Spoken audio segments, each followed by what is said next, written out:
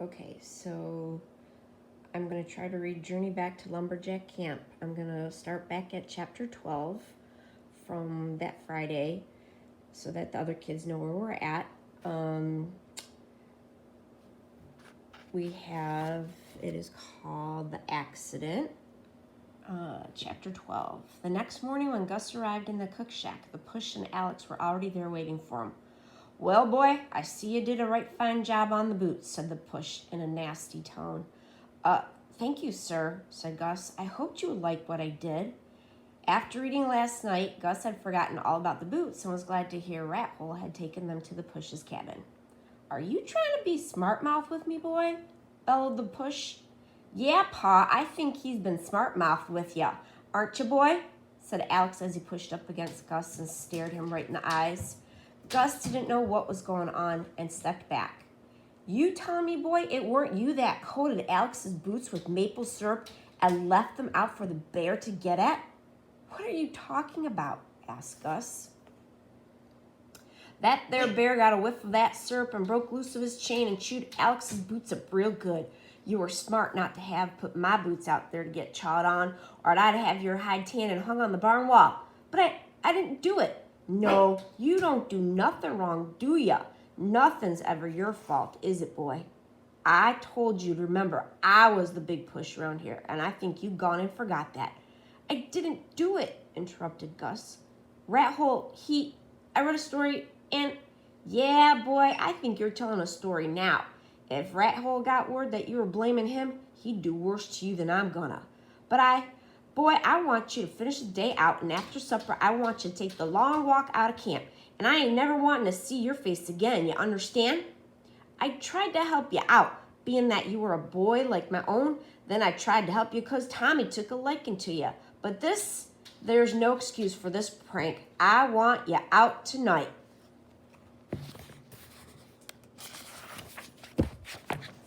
Sorry. Alex stood with his arms folded across his chest and grinned at Gus. After the Push left, Alex walked over to Gus and said, "This ain't finished yet, Mr. Reading Man." Alex went into the kitchen and left Gus standing alone. What am I going to do? Wondered Gus. Where am I going to go? Gus was glad to have some time to himself when he went to the barn to milk Ma. He needed to think things through. When he returned to the cook shack, he spent the rest of the morning avoiding Alex as much as he could. And Alex was always hanging around Addie, so Gus couldn't talk to her about what had happened.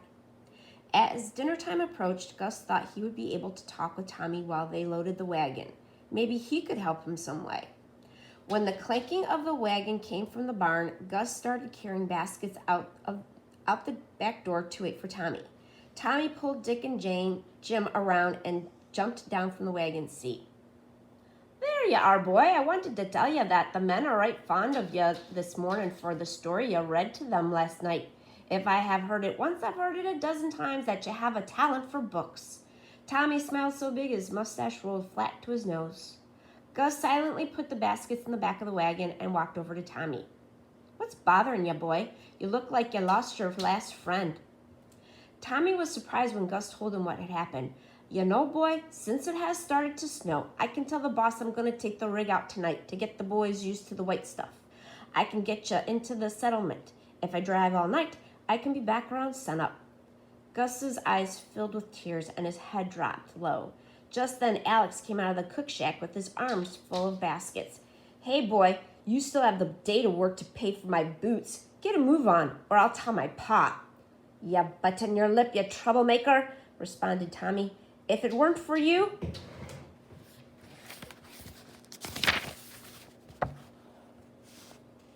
"Tommy," snapped Addie, who stood in the doorway, "the food's getting cold. Lend me a hand." Gus knew Tommy shouldn't be talking that way to Alex, who might encourage his father to fire the barn boss, too. Tommy patted Gus on the back. "Ya don't worry. I'll get you set up in a boarding house at the settlement. Maybe you can find a job there. A boy who can read and who's got learning has a future." Tommy helped Addie with the soup and coffee pots, and they spoke quietly between themselves. "Gus," called Tommy, "I want you to get in the wagon. You'll be back in about 2.5 hours. Addie and I talked it over. You're going into the woods with me today to deliver dinners." "He can't go," demanded Alex. That's my job. It's not fair. He can't go. Look, you mean-faced, spiteful little child. This here rig belongs to me personally, not to the camp and not to your father. I have a job to do. And I want the help of Gus here, not you. Do you understand me? Did you hear me?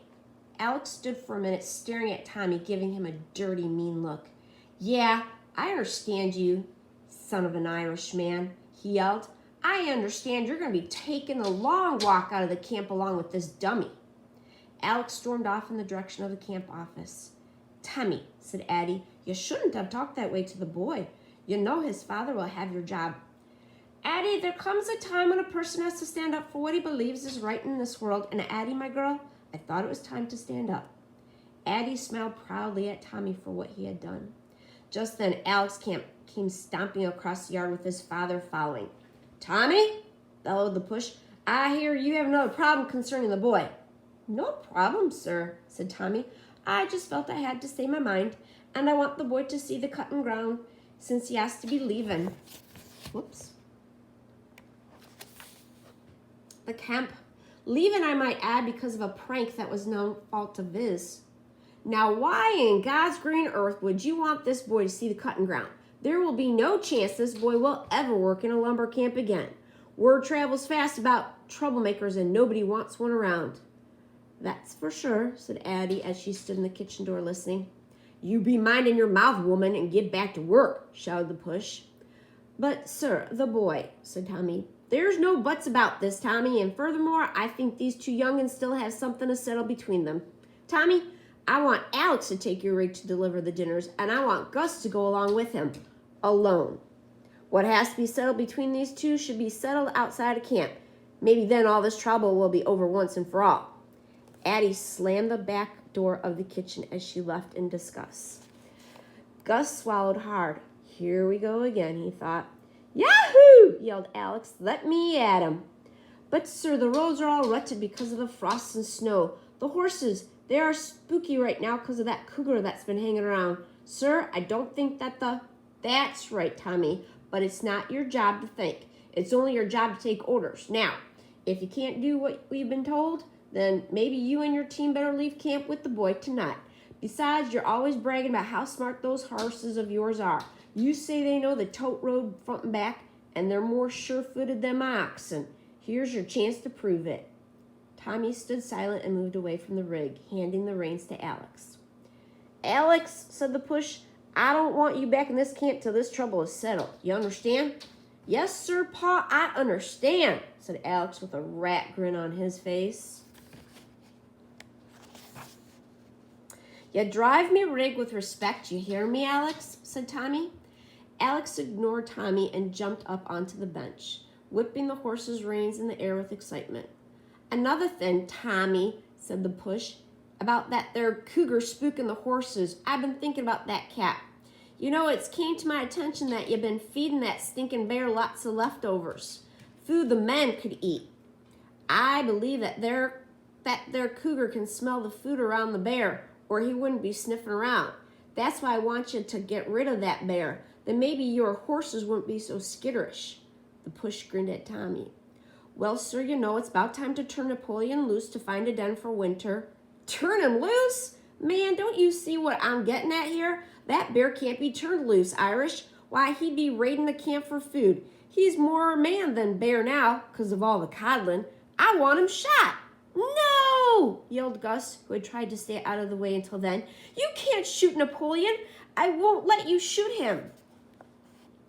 You won't let me shoot him, boy? Questioned the push. I don't rightly think you got a say in the matter, you miserable little troublemaker. Now get yourself on the wagon and get out of here. Tommy, you can't shoot him. He's my friend, pleaded Gus. Tommy, go get your gun and get the job done now, demanded the push. Gritting his teeth, Tommy stared hard at his boss, then walked off in the direction of the barn. Alex, get going and don't come back till things are settled. You hear? Tommy came back from the barn with his gun in his hand and went to where Napoleon stood chained to the tree. Gus watched as the bear hopped up on his back legs and called to his friend, thinking he had brought him food. Tommy unchained the bear and pulled him toward the woods on the chain. Tommy, don't do it, called Gus from the wagon. Oh, I'm going to stop there. You guys are going to have to come back tomorrow to hear what happens. Enjoy!